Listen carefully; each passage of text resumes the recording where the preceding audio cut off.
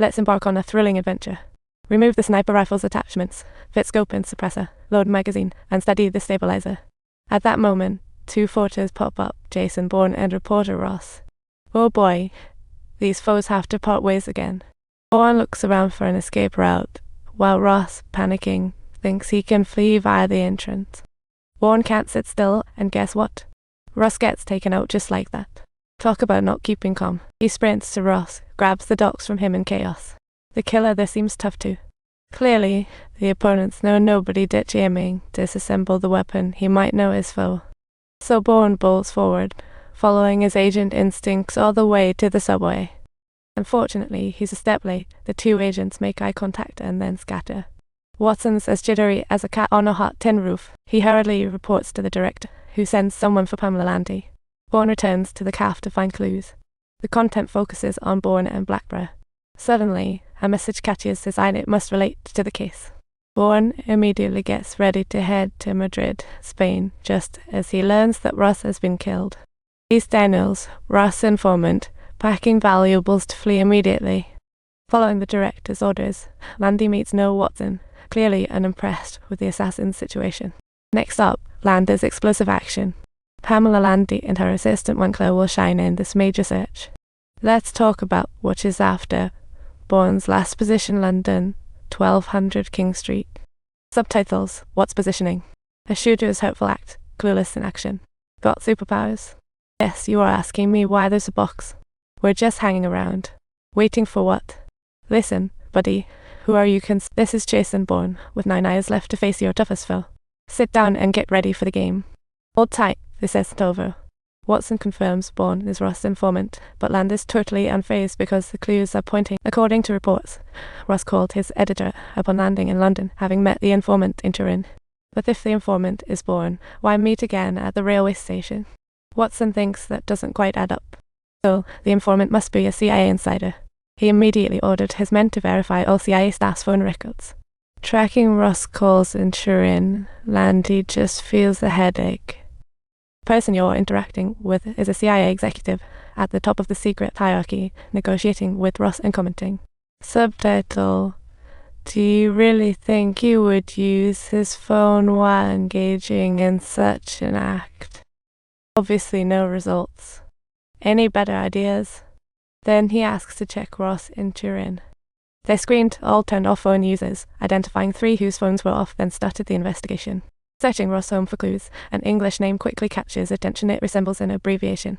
After comparing the 3 suspects, the informant is finally confirmed. If trustworthy, he's Neil Daniels, head of CIA Madrid. Bourne has arrived first. Subtitle: He pries open the door, disables the alarm. Madrid stations a mess. Someone fled. Bourne finds a photo that sparks a flood of memories. Could it be they met before he even became an agent? Subtitles: Do you harbor any doubts about him? I have to pose the question once more, precisely at that moment. Subtitles: A car on surveillance is Watson's agent. Bourne sets a trap, both have guns. Surveillance also live feeds, and since the alarm's broken, no suspects, it must be Jason Bourne. Turns out, he's spot on. Both scout around, find the safe empty. No, Neil fled early. Her voice draws their attention. The agents quickly draw their guns and fling open the door. Who knew Bourne had laid a trap already, ready to give them a surprise party? What are you up to? Oh my goodness, put that safe back. Right at that moment, another familiar figure crops up on the monitor, causing Bourne to jump. It's Nikki. What are you looking for? I send a message from Berlin. Where's Daniels? The office phone rings. Bourne motions Nikki to answer. Watson verifies Nikki's identity via code. Subtitles: Nikki informs him that she hasn't encountered Bourne, nor has she laid eyes on Neil. However, unfortunately, both of the agents are still alive, and their attention is drawn by the sound of Nikki's piercing screams. Sounds like an American. Come on, still as quick and clean as ever, whisking Nikki away. Just then, Not far from where they had left, local police officers arrived and arrested all the agents sent by Bourne. What just happened? Bourne inquires. He's extremely desperate, swiftly giving instructions to contact Spain and launch a manhunt for Bourne and Neil. Shortly after, Landy seeks Bourne to uncover the investigation's secret. What's Blackbriar? The director involved her. Watson reveals Blackbriar began as surveillance, now shields all CIA covert ops. Operations include raids, experimental interrogations, and assassination protection. All orders are issued from this office, no Washington signature needed. Watson grows proud, while Landy feels the chill. She heads to a restaurant where Nikki's confused about why she's after Neil. Bourne pulls out her photo.